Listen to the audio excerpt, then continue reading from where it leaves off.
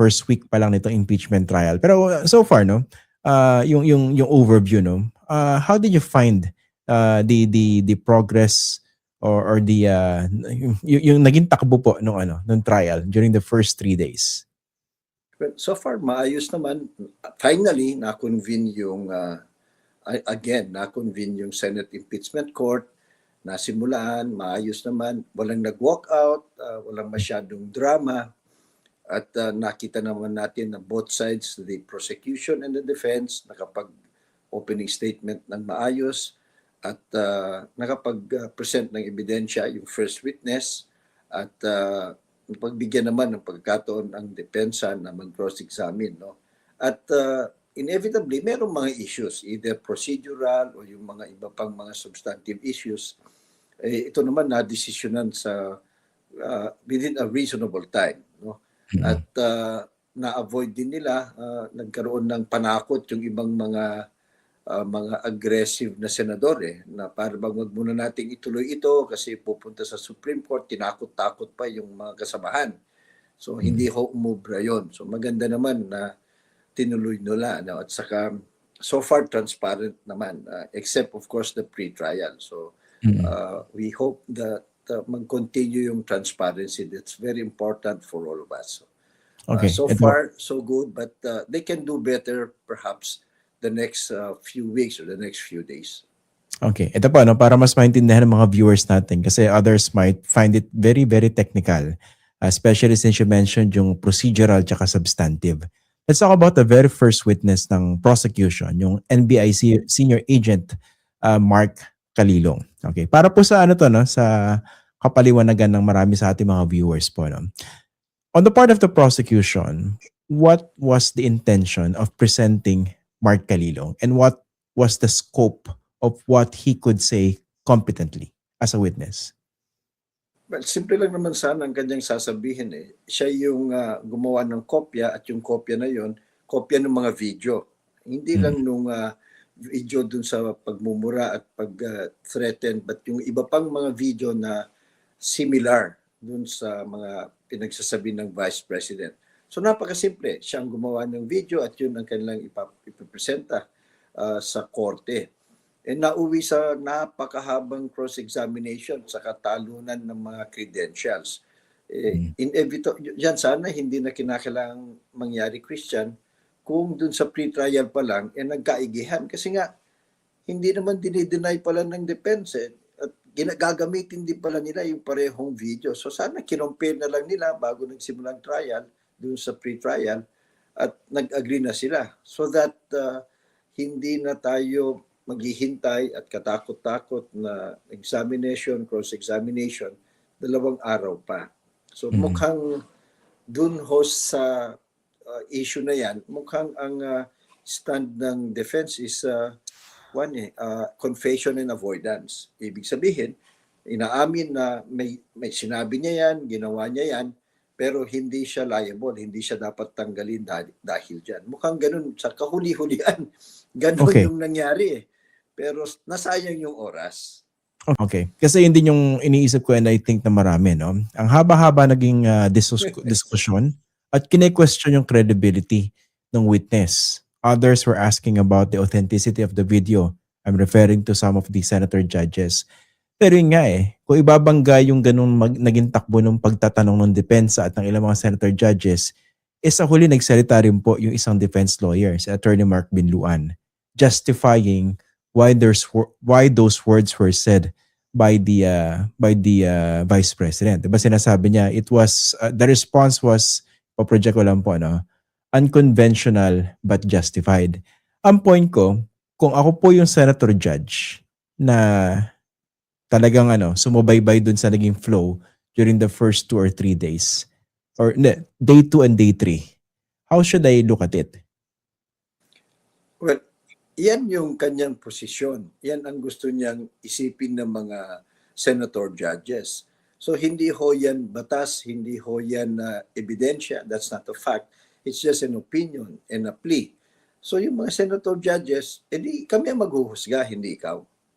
Dapat ganun. Tinitimbang dapat nila yan. And you're correct. Kung nailagay lang sana sa tamang framework itong unang witness, hindi sana tumagal ng ganun. Mm. Paano naman po 'yung ano, yung pagtatanong? Kasi may parts nung trial na naisip ko, parang yung tinatanong sa kanya ng ilang center judges, parang beyond dun sa masasagot niya competently as a witness. Kasi kung pag-uusapan lang dito, siya yung mag-authenticate ng video na siya yung kumuha ng recording at sinabi na ano yan, legit yan.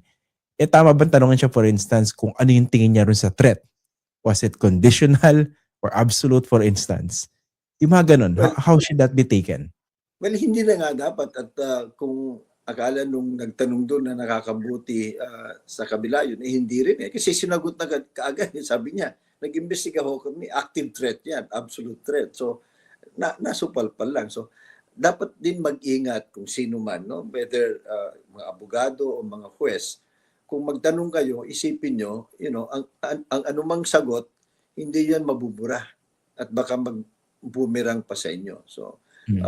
that's also a lesson and that's how the process really goes. So, huwag din natin i-blame yung mga abogado Christian kasi siyempre binapatikos ko minsan ng mga abogado kung yung huwes, yung tribunal, hindi nila linilimit o kaya hindi nila linalagay sa mas simpleng frame yung issue o yung mangyayari at bayaan yung mga abogado, eh itong mga magagaling sila, magkabilang panig, di ba? They're Mm. smart, they're aggressive. Talagang gagawin nila lahat ang magagawa nila para isulong yung interest ng kanilang kliyente. So halos lahat ng tuldok titignan nila. Ganun Yeah. yung training eh, lahat ng objection. So ngayon, parang ang nangyayari, imbes na tumbukin natin eh, ito ba nangyari, ginawa ba ito ng Vice President? At pag ginawa niya, does it constitute an impeachable offense at dapat ba siya matanggal? Ganun sana kasimple eh.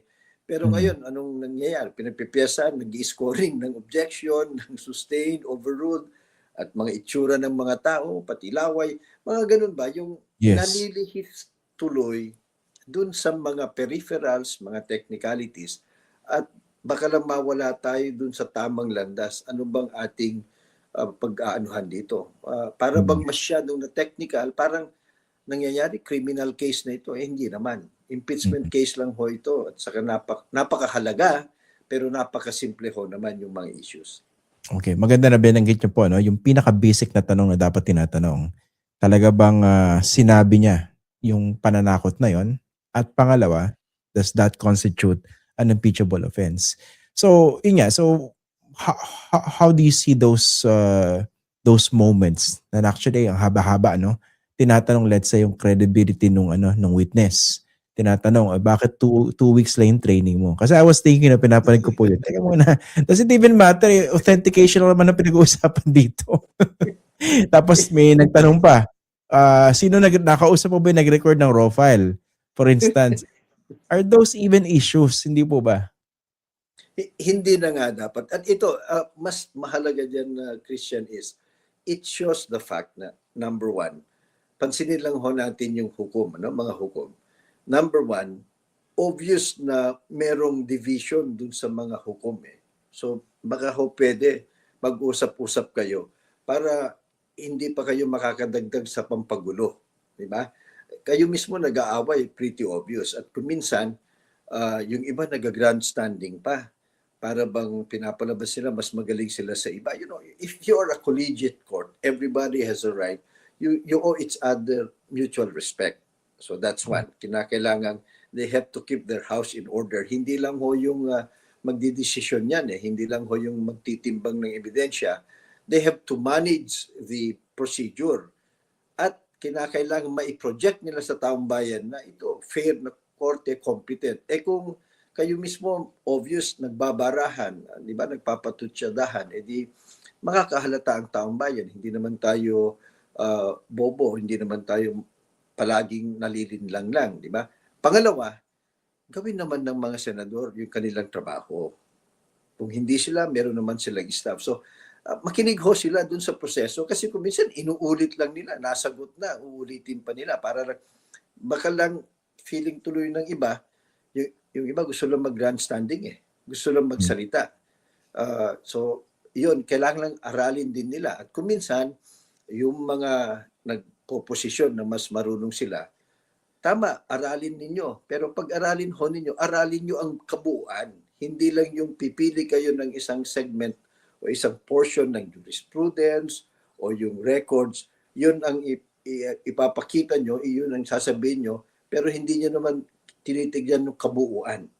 Mabuti na lang natatalakay yung kaso na ito kasi kung hindi natin natatalakay ito, baka maniwala ko yung taong bayan doon sa sinabi kasi mga senador sila eh. Kung minsan pati nga ako yung at kung mag-argue kayo, lang ho sa batas, sa logic, sa reason. Pag na natin isama mga paaralan natin, it doesn't really matter, that's irrelevant. So bawas-bawasan sana nila yung ganoon para maiwasan ng masyadong mahabang paglilitis at ang nangunguna ko minsan yung agenda nila, hindi na yung paghahanap ng katotohanan and accountability.